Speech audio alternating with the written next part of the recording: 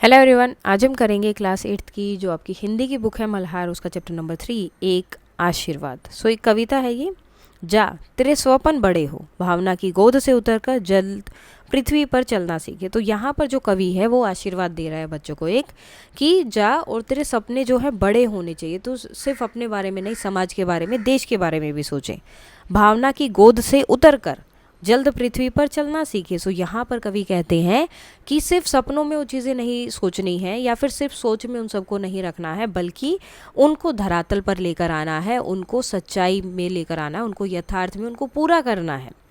चांद तारों सी अप्राप्य सच्चाइयों के लिए, मतलब चांद तारे ऐसी चीज़ें हैं ना कि उनको हम प्राप्त नहीं कर सकते, तो ऐसी ही सच्चाइयाँ जो लोगों को लगता है कि इन्हें तो पाया ही नहीं जा सकता, उन सच्चाइयों के लिए, उन सपनों को पूरा करने के लिए रूठना मचलना सीखे, यानी उनके लिए मेहनत करना सीखो। कोई बोलता है नहीं होगा तो उन्हें बताओ कि हम कर सकते हैं। हंसे मुस्कुराएं गाएं, हर दिए की रोशनी देखकर ललचाएं। तो कुछ भी हो उसके लिए मेहनत करना है, हंसना है, मुस्कुराना है, मतलब जितना हो सके। कभी वो आपको मिल जाएंगी या थोड़ी बहुत उसकी तरफ आगे बढ़ेंगे तो खुश होंगे, तो वो सब चीज़ें होंगी। हर दिए की रोशनी देख कर ललचाएं, उंगली जलाएं। जहाँ भी आपको लगे कि हाँ यहाँ से मुझे वो चीज़ मिल सकती है या वो सपना मेरा पूरा हो सकता है, तो उस तरफ आपको जाना है। और उसकी वो ललचाने से मतलब वो ये कि आपको उसको जाके देखना है। उंगली जलाए जाएंगे तो कठिनाइयाँ भी आएंगी। अगर आपको लगता है कि हाँ यहाँ से वो चीज़ पूरी हो सकती है, आप गए लेकिन नहीं पूरी हुई, तो बुरा भी लगता है और कठिनाइयाँ भी बहुत आती हैं सामने। तो उंगली जलाना यानी कि कठिनाइयों का सामना करना है। ये नहीं है कि एक बार कठिनाइयाँ आई तो उन्हें नहीं देखना है या उनके बारे में बात नहीं करनी है, वो सपना छोड़ देना है, बल्कि उनका सामना करना है और फिर से अपने पाँव पर खड़े हो जाना, और फिर से अपने इसको सपने को पाने के लिए तैयार हो जाना है। जा तेरे स्वपन बड़े हों, कि तेरे स्वपन बड़े हों, तेरी सारी चीज़ें पूरी हों। ये लिखी है दुष्यंत कुमार जी ने। अब उनके बारे में पढ़ लेते हैं। लेखक से परिचय। दुष्यंत कुमार हिंदी के लोकप्रिय रचनाकारों में से एक हैं। इनका जन्म बिजनौर यानी कि उत्तर प्रदेश में हुआ था। बहुत कम समय में ही इन्होंने हिंदी साहित्य को विविधतापूर्ण रचनाओं एवं जीवंत भाषा से समृद्ध किया। साय में धूप इनका सर्वाधिक चर्चित गजल संग्रह है। इनका संपूर्ण रचना संसार दुष्यंत कुमार रत्नावली चार खंडों में प्रकाशित है। तो अब इसके हम देखेंगे कि ये जो पूरा हमने पैराग्राफ पढ़ा है, जो पोएम पढ़ी है, उसको लिखना कैसे, देन इसके शब्द अर्थ क्या रहेंगे, उसके बाद क्वेश्चन आंसर वगैरह। अभी हमने ये पढ़ी, जा तेरे स्वपन बड़े हों, भावना की गोद से उतर कर जल्द पृथ्वी पर चलना सीखे। चांद तारों सी अप्राय सच्चाइयों के लिए रूठना मचलना सीखे। हंसे मुस्कुराए गाए, हर दिए की रोशनी देखकर ललचाए। उंगली जलाए, अपने पाँव पर खड़े हो, जा तेरे स्वपन बड़े हों। तो अब इनको लिखना कैसे है यहाँ पर वो देख लेते हैं हम। इन पंक्तियों में कवि किसी बच्चे या नवयुवक को आशीर्वाद दे रहा है कि उसके सपने बहुत बड़े हों। वह चाहता है कि ये सपने केवल सोच तक सीमित ना हो, यानी कि सिर्फ सोचे नहीं उनके बारे में, बल्कि भावना की दुनिया से बाहर निकलकर सच्ची जिंदगी में उतरे।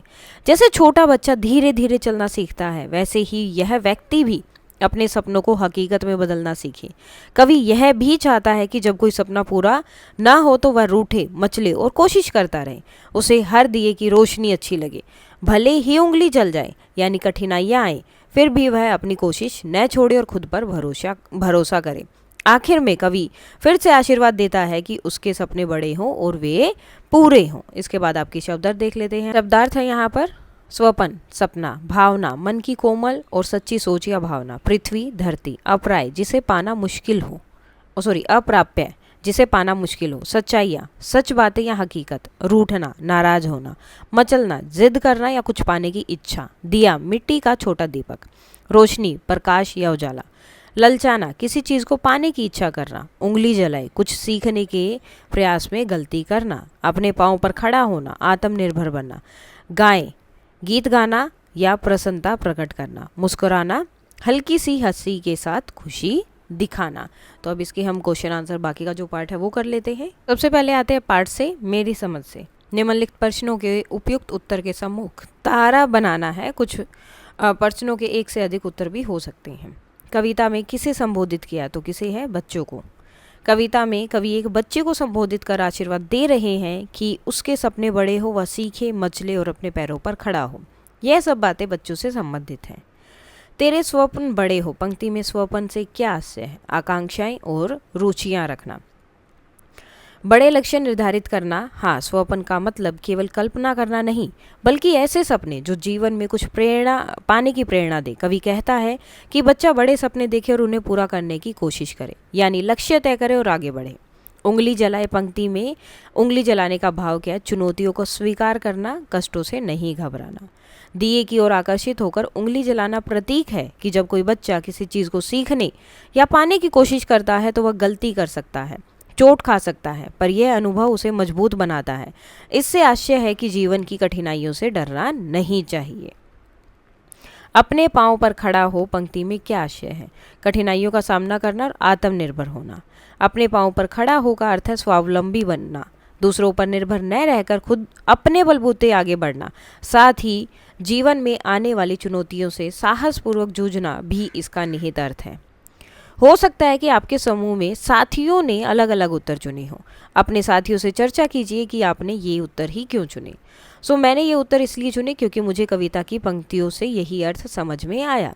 जैसे पहले में कविता में बच्चों को संबोधित किया गया है, क्योंकि कवि ने सीधे सीधे एक बच्चे को जा तेरे स्वप्न बड़े हों कहकर आशीर्वाद दिया है।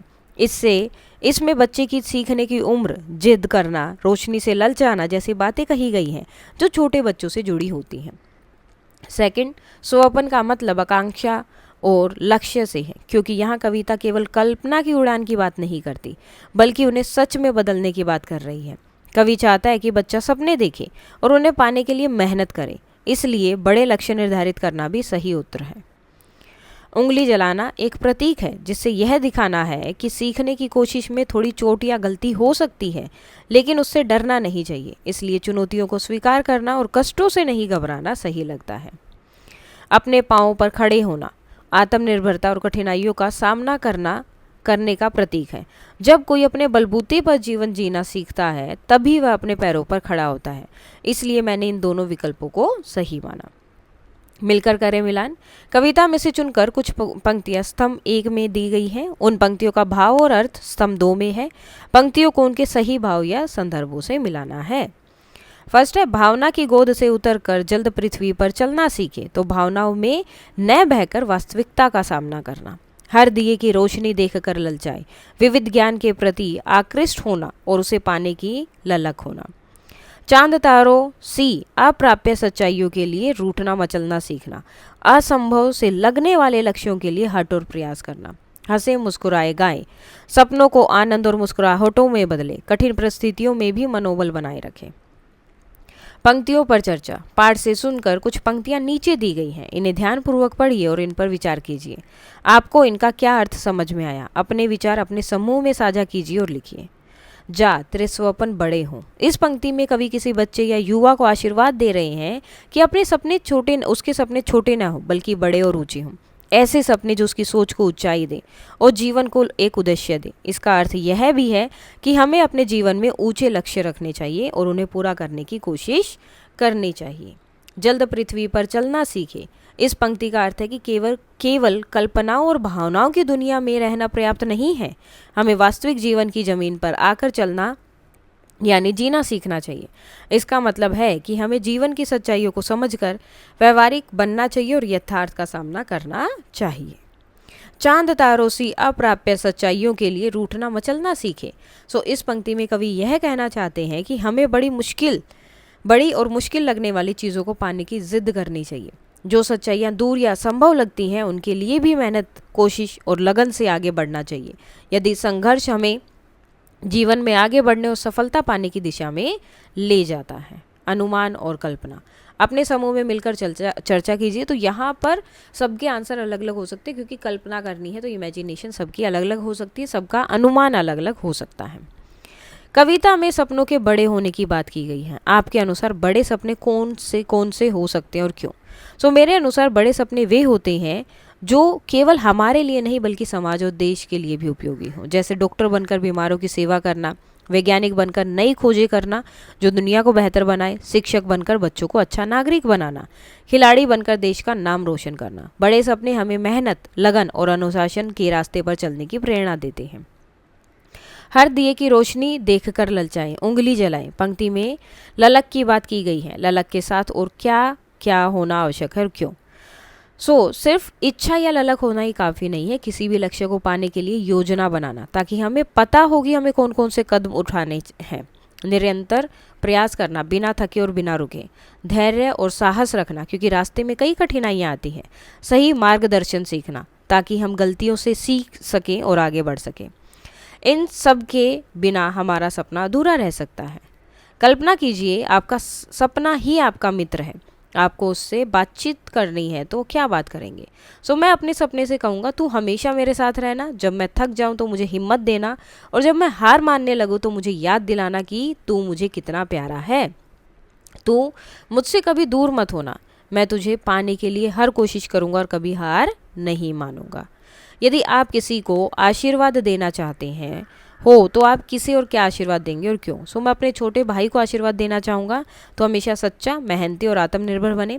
तेरे सपने बड़े हो और उन्हें पूरा करने की ताकत तुझ में हो, क्योंकि मैं चाहता हूँ कि वह अपने जीवन में आगे बढ़े और अपने सपनों को साकार करे। कविता की रचना। इस कविता में सपने को मनुष्य की तरह हंसते, मुस्कुराते, गाते हुए बताया गया। ध्यान से देखें तो इस कविता में इस प्रकार की अन्य विशेषताएं भी दिखाई देंगी। उन्हें लिखी और कक्षा में उन पर चर्चा कीजिए। मानवीकरण। कवि ने सपनों को इंसान की तरह दर्शाया है, जैसे हंसते, मुस्कुराते, मचलते, रूठते और अपने पैरों पर खड़े होते। उदाहरण, उंगली जलाएं, मचलना सीखें, मुस्कुराएं, अपने पांवों पर खड़े हों। प्रेरणात्मक शैली। पूरी कविता एक आशीर्वाद और प्रेरणा की तरह है, जो व्यक्ति को आत्मनिर्भर बनने और अपने सपनों को साकार करने के लिए प्रेरित करती है। संदेशात्मक भाषा। कविता केवल भावनात्मक नहीं बल्कि इसमें जीवन का एक सशक्त संदेश है। बड़े सपने देखो, मेहनत करो, सच्चाई को अपनाओ। कल्पना और यथार्थ का मेल। कविता में कल्पनाशीलता, चांद तारे जैसे सपने के साथ साथ यथार्थ की जीवन पर चलने की सीख भी दी गई है। भावनात्मक गहराई। कविता में स्नेह, आशा, चिंता और प्रेरणा का सुंदर संगम है, जैसे कोई माता पिता अपने बच्चों को जीवन की चुनौतियों के लिए तैयार कर रहा हो। सृजन। इस कविता के आरंभ में ही एक ही संज्ञा शब्द है, स्वपन। इस शब्द को केंद्र में रखते हुए अनेक क्रिया शब्दों का ताना बाना बुना गया, जैसे चलना, रूठना, मचलना, सीखना, हंसना, मुस्कुराना, गाना, ललचाना, और इस प्रकार पूरी कविता पूरी हो जाती है। आप भी किसी एक संज्ञा शब्द के साथ विभिन्न क्रिया शब्दों का प्रयोग करते हुए अपनी कविता को बनाकर कक्षा में सुनाइए। जैसे बादल को घिरते देखा है, गरजते देखा है, बरसते देखा है, तो इस तरह से आप बना सकते हैं। सूरज का होगा, सूरज को उगते देखा है, चमकते देखा है, धीरे धीरे ऊपर चढ़ते देखा है। सूरज को धरती को गर्म करते देखा है, पेड़ की छाया बनाते देखा है, पानी को सुखाते देखा है। सूरज को शाम को ढलते देखा है, आसमान में रंग भरते देखा है, चुपचाप छिपते देखा है। इसी तरह आप जो इन शब्दों का यूज़ करके भी अपनी कविता बना सकते हैं। कविता का शीर्षक। इस कविता का शीर्षक एक आशीर्वाद है, जो कविता में कहीं भी प्रयुक्त नहीं हुआ। यदि इस कविता की ही किसी पंक्ति या शब्द को कविता का शीर्षक बनाना हो तो आप कौन सी पंक्ति या शब्द चुनेंगे? यदि कविता एक आशीर्वाद को एक शीर्षक कविता की ही ऐसी पंक्ति या शब्द से चुनना हो तो मैं जा तेरे स्वपन बड़े हो पंक्ति को शीर्षक में चुनूंगा, क्योंकि उसी की बात यहाँ हुई थी। यह कविता की पहली पंक्ति है जो पूरे भाव को स्पष्ट रूप से दर्शाती है। इसमें स्नेह, प्रेरणा और आशीर्वाद तीनों भाव समाहित है। यह पंक्ति कविता के मुख्य संदेश को सामने लाती है कि व्यक्ति के सपने बड़े हों और वह उन्हें पूरा करने की कोशिश या दिशा में आगे बढ़े। यह पंक्ति पाठक या श्रोता को आकर्षित करती है और उन्हें आगे बढ़ने या सुनने के लिए प्रेरित करती है। इसीलिए जा तेरे स्वपन बड़े हो कविता के लिए एक प्रभावशाली और उपयुक्त शीर्षक होगा। भाषा की बात। नीचे दिए गए रिक्त स्थानों में स्वपन से जुड़े शब्द अपने समूह में चर्चा करके लिखिए। स्वपन कल्पना, आशा, मेहनत, विश्वास, सफलता, लक्ष्य, संघर्ष, जागन और प्रेरणा। कविता में से चुनकर कुछ शब्द नीचे दिए गए हैं, उनके सामने कुछ अन्य शब्द दिए गए हैं। उन शब्दों पर घेरा लगाना जो समान अर्थ नहीं देते हैं, जैसे पृथ्वी, धरा, वसुधा, अवनी। ये जो है पृथ्वी का ही अर्थ है या मतलब है, सुता नहीं है, सेम। चांद मधुकर नहीं होता, शशि, निशाकर, मयंक। तारे नक्षत्र, तारक और अंडुगण है, लेकिन ये नहीं है। रोशनी, प्रकाश, उजाला, आलोक है, लालिमा नहीं होगा।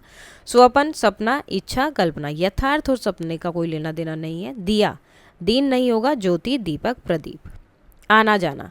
आना और जाना दो महत्वपूर्ण क्रियाएं हैं। कक्षा में दो समूह बनाएं, एक समूह का नाम आना और दूसरे समूह का नाम जाना। अब अपने अपने समूह में इन दोनों क्रियाओं का प्रयोग करते हुए सार्थक वाक्य बनाएं। इन्हें चार्ट पर चिपका कर अपनी कक्षा में लगाएं। आना क्रिया आधारित वाक्य है। मैं सुबह स्कूल समय पर आया, मेरे घर मेहमान आए और सब बहुत खुश हुए, माँ बाजार से फल लेकर आई और बारिश की पहली बूंद जैसे ही गिरी ठंडी हवा आने लगी, परीक्षा का परिणाम आया और मुझे बहुत खुशी हुई। जाना ये भी क्रिया आधारित है, इसका अपोजिट हो गया। मैं शाम को पार्क में खेलने गया, पिताजी ऑफिस जाते समय मुझे टिफ़िन देने बोले, हम गर्मियों की छुट्टियों में दादी के घर गए, सभी छात्र पिकनिक पर जाने के लिए तैयार कर रहे हैं या तैयारी कर रहे हैं, वह चुपचाप कहीं चला गया और किसी को बताया भी नहीं। डायरी हंसे मुस्कुराएं गाएं। आप किसी एक दिन की समस्त गतिविधियों पर ध्यान दीजिए और अपनी डायरी में लिखिए कि आप दिन भर में कब कब हंसे, कब कब मुस्कुराए, कब कब गाए, कब कब रूठे और कब मचले। तो डायरी में लिखना जैसे 30 जुलाई 2025, 26 जो भी आपका टाइम है वो लिखेंगे आप। मेरा घर विद्यालय। प्रिय डायरी, आज का दिन बहुत रोचक और भावनाओं से भरा हुआ था। अब जो भी आपके साथ हुआ वो आपको बताना है, कब आप रूठे या आपको अच्छा लगा, आप मुस्कुराए, वो सब। सो ये सिर्फ एग्जाम्पल के लिए। सुबह जब मैंने अपने छोटे भाई की मज़ेदार हरकत देखी तो मैं ज़ोर से हंस पड़ा। स्कूल में जब अध्यापिका ने मेरी प्रशंसा की तो मैं खुशी में मुस्कुरा दिया। संगीत की कक्षा में हम सब ने मिलकर एक प्यारा गीत गाया जो दिल को बहुत भाया। लंच में जब मेरा मनपसंद खाना नहीं था तो मैं थोड़ी देर के लिए रूठ गया। खेलते समय जब मैं आउट हो गया तो मुझे बहुत गुस्सा आया और थोड़ी देर मचला भी, पर सब ठीक हो गया। दिन का अंत बहुत अच्छा रहा क्योंकि माँ ने मुझे मेरी पसंद की कहानी सुनाई जिससे मेरे चेहरे पर फिर से मुस्कान आ गई। आज का दिन बहुत अच्छा और यादगार रहा। तो इसी तरह आपको एक दिन का पूरा लिखना है। उसके बाद पाठ के आगे आपकी बात कविता के माध्यम से बड़े लक्ष्य निर्धारित करने और उन्हें पूरे करने का आशीर्वाद दिया गया है। दिन प्रतिदिन के जीवन में आपको अपने माता पिता, अध्यापक एवं परिजनों से किस तरह के आशीर्वाद मिलते हैं वो लिखने हैं।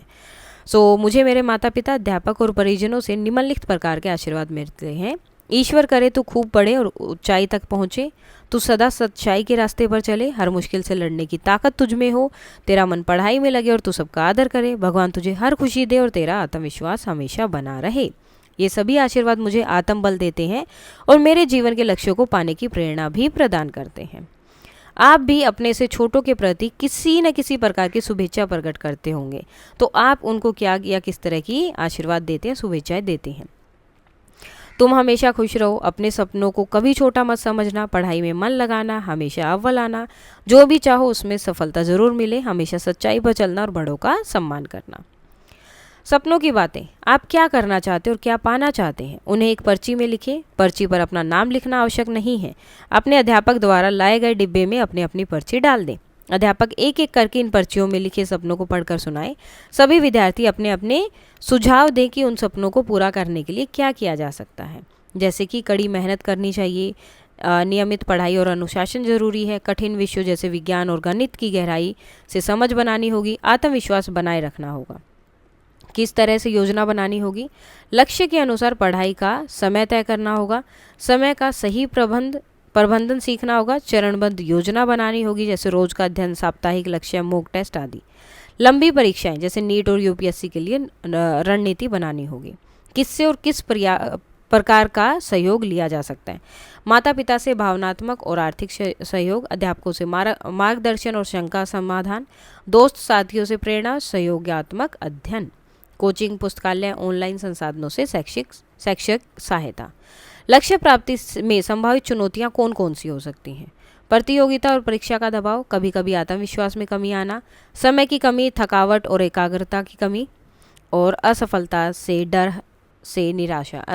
डर से निराशा आना। हमारे सपने, हम आपके माता पिता या अभिभावक आपकी आवश्यकता और इच्छाओं को जानते समझते हैं, वे उन्हें पूरा करने के लिए यथासंभव प्रयत्न करते हैं। अपने माता पिता या अभिभावक से उनके द्वारा देखे गए सपने और इच्छाओं के बारे में पूछिए कि वे क्या क्या करना चाहते थे या चाहते हैं। नीचे दी गई तालिका में उन सपनों को लिखना है और इस तालिका को आगे भी बढ़ा सकते हैं। जैसे कि माता, मैं चाहती थी कि मैं पढ़ लिख कर एक डॉक्टर बनूं। पिता, वे सेना में जाना चाहते थे लेकिन पारिवारिक जिम्मेदारियों के कारण नहीं जा सके। दादा, वे चाहते थे कि उनका पोता शिक्षक बने और बच्चों को ज्ञान दे। दादी, मैं हमेशा चाहती थी कि पूरा परिवार एक साथ और खुश रहे। नाना, वे वकील बनना चाहते थे और न्याय के लिए काम करना चाहते थे। नानी, मैं चाहती थी कि उनकी बेटी आत्मनिर्भर और शिक्षित बने। बहन, वह एक प्रसिद्ध चित्रकार बनना चाहती है। और भाई एक क्रिकेटर बनना चाहता है और देश के लिए खेलना चाहता है। तो ये आपको अपने फैमिली मेम्बर से पूछना और यहाँ पर लिखने हैं। सबके सपने। प्रतिदिन की आवश्यकताओं को पूरा करने के लिए बहुत से लोग सहयोग देते हैं, जैसे शाक विक्रेता, स्वच्छता कर्मी, रिक्शा चालक, सुरक्षा कर्मी आदि। इनमें से किसी एक से साक्षरताकार कीजिए और उनके सपनों के विषय में जानिए। साक्षरताकार के समय कौन कौन से प्रश्न हो सकते हैं, उनकी एक सूची बनाइए। साक्षरताकार, एक स्वच्छता कर्मी से बातचीत। रामू यादव, नगर निगम में स्वच्छता का कार्य, हमारे मोहल्ले का मुख्य बाजार। प्रमुख बिंदु, रामू जी सुबह 6 बजे काम पर लग जाते हैं। वे रोज़ सड़कें साफ करते हैं, कचरा उठाते हैं और मोहल्ले को स्वच्छ बनाए रखने में मदद करते हैं। उन्होंने बताया कि उनका सपना है कि उनके बच्चे पढ़ लिख कर एक अच्छा जीवन जिए। वह चाहते हैं कि समाज स्वच्छता कर्मचारियों का सम्मान करें। अब साक्षरताकार में क्या क्या क्वेश्चन पूछे जा सकते हैं? आपका नाम क्या है? आप कब से यहाँ काम कर रहे हैं? आपका रोज़ का काम कब शुरू होता है, कितने बजे तक चलता है? आपको अपने काम में कौन कौन सी कठिनाइयाँ आती हैं? आपके परिवार में कौन कौन है? आपका सपना क्या है? आपके बच्चों की पढ़ाई कैसे चल रही है? आपको अपने काम से जुड़ी कौन सी बात सबसे अच्छी लगती है? आप समाज से क्या उम्मीद करते हैं और आप लोगों को क्या संदेश देना चाहेंगे? तो ये जो है क्वेश्चंस हो सकते हैं, आप जिससे भी इंटरव्यू लेंगे या फिर साक्षात्कार करेंगे। झरोके से आपने पढ़ा कि एक आशीर्वाद कविता में सपनों के बड़े होने की बात की गई है। अब आप पढ़िए सुप्रसिद्ध वैज्ञानिक और भारत के पूर्व राष्ट्रपति डॉक्टर APJ अब्दुल कलाम का एक प्रेरक उद्बोधन, जिसमें वे न केवल सपने की बात करते हैं बल्कि सपनों को पूरा करने की योजना और प्रक्रिया के विषय में भी बताते हैं। सपनों की उड़ान। सपने वह नहीं होते जो आप नींद में देखते हैं, सपने वह होते हैं जो आपको सोने नहीं देते। अपने सपने पूरे करने के लिए आपको जागते रहना होता है, पूरी तरह आंखें खोलकर जागते रहना होता है। आज जितनी संभावनाएं हैं उतनी अब तक के समूचे इतिहास में पहले कभी नहीं थी। 21वीं सदी ऐसे अनुभव पैदा कर रही है जिन्हें मानव के विकास की पिछली 20 शताब्दियों में असंभव समझा जाता था। ऐसे माहौल में जब प्रौद्योगिकी और नित्य नई खोजों के बल पर मानव सभ्यता तरक्की करती जा रही है, इंसान में छिपी संभावनाओं का भी तेजी से विस्तार होता जा रहा है। लेकिन इन अवसरों का अनुभव करने के लिए हमारे पास जो समय है वह उतना ही है। आज के युवा इसी दुविधा में है। युवा चाहते हैं कि उनके पास जितने किस्म के अनुभव उपलब्ध हैं वह सबका फ़ायदा उठा सके, जो कि उन्हें मिलना भी चाहिए। लेकिन जैसे जैसे दुनिया का दायरा बढ़ता जा रहा है वैसे वैसे हमें खुद को कुछ खास विषयों के संकरे दायरे में सीमित कर लेना पड़ रहा है। मुझे नहीं लगता कि ऐसा करना सही है। मेरा सपना है कि संसार के हर युवा को संसार में बहुत सारे अनुभव मिल सके जिसकी उन्हें चाह हो। लेकिन इसे कैसे संभव बनाया जा सकता है? इसे संभव बनाने के 2 तरीके हैं। एक तो यह है कि हम कुछ ऐसा करें कि हमारे पास जो समय उपलब्ध है उसे हम बढ़ा सकें। दूसरा यह है कि हमारे पास जो समय है हम उतने ही समय में जितना काम कर सकते हैं, जितना कुछ हासिल कर सकते हैं, उसकी मात्रा बढ़ा दें। इन दोनों जीवन लक्ष्यों को कैसे प्राप्त किया जाए, यह समझ लेने से दूसरी हर चीज़ तक पहुंचने के दरवाजे खुद ब खुद खुल जाएंगे। यही वह लंबी छलांग है जिसका मानवता को अब तक इंतज़ार था और जो हमें विकास क्रम के अगले चरण तक पहुंचा सकती है। Doctor APJ Abdul Kalam. तो ये आपको पढ़ना था। साझी समझ। आपने एक आशीर्वाद कविता पढ़ी और डॉक्टर APJ अब्दुल कलाम का उपयुक्त वो था उद्बोधन, वो भी पढ़ा। अब आप इन दोनों पर कक्षा में अपने साथियों के साथ चर्चा कीजिए। दोनों में सपनों का महत्व बताया गया है। कविता में बताया गया कि जब कोई सच्चा सपना देखा जाता है तो वह आशीर्वाद बन जाता है। डॉक्टर कलाम भी कहते हैं कि सपना वह नहीं जो नींद में आए, बल्कि सपना वह है जो आपको सोने न दे। संघर्ष और मेहनत की प्रेरणा। दोनों रचनाओं में यह बात उभर कर आती है कि जीवन में कुछ बड़ा करने के लिए कठिन मेहनत करनी पड़ती है। डॉक्टर कलाम का जीवन उदाहरण। उन्होंने एक छोटे से गांव से उठकर देश के प्रधानमंत्री बनने तक का सफ़र तय किया। यह दिखाता है कि अगर सपना सच्चा हो और मेहनत ईमानदारी से की जाए तो कुछ भी संभव है। सपने सिर्फ अपने लिए नहीं, समाज के लिए भी होने चाहिए। कविता और भाषण दोनों में यह संदेश है कि हमारा सपना ऐसा हो जो दूसरों की भलाई में योगदान दे। खोजबीन के लिए कला, विज्ञान, राजनीति, खेलकूद, मनोरंजन आदि क्षेत्रों में ख्याति प्राप्त करने वाले व्यक्तियों ने अपने अपने सपनों को पूरा करने के लिए संघर्ष यात्रा के बारे में लिखा है। तो उन्होंने अपने सपनों को साकार करने के लिए क्या क्या लिखा या क्या क्या किया वो सब आपको बताना है। कुछ प्रसिद्ध व्यक्तियों के सपने साकार करने की यात्रा, जैसे डॉक्टर APJ अब्दुल कलाम, विज्ञान और राजनीति। बचपन में अखबार बेचते थे, सीमित संसाधन थे, कठिन परिश्रम किया, शिक्षा में रुचि और वैज्ञानिक बनने का सपना पूरा किया। मैरी कॉम, खेल, मुक्केबाजी, गांव की लड़की, पैसे और संसाधनों की कमी, लगातार अभ्यास और कभी हार न मानना। लता मंगेशकर, संगीत, बचपन में पिता का निधन, आर्थिक संकट, रोज रियाज किया, स्वर सुधारा और छोटे अवसरों को भी अपनाना।